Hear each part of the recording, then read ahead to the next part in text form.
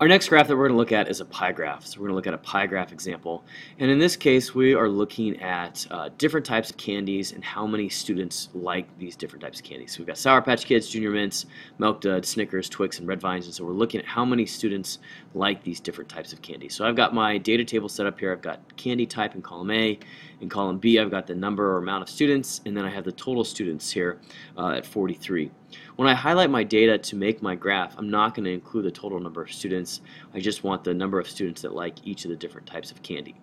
So I'm going to highlight columns A and B for my data table. Click the Insert Graph button or Insert Chart.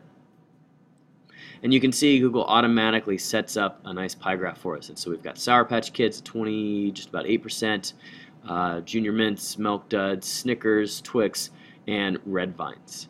And the only thing that I really need to customize on this one is just my title. And so the title for this could be number of students who prefer different candy types.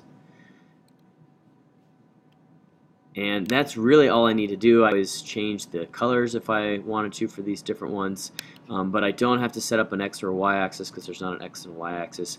And again, we want to use the pie graph or the pie chart here because we're comparing proportions. We're looking at the number or the percent of students that prefer these different types of candies, and so we're looking at a proportion. Click Insert, and again, if I want to edit the chart, click this little down arrow, edit the chart, save it as an image. And that is it for a pie graph.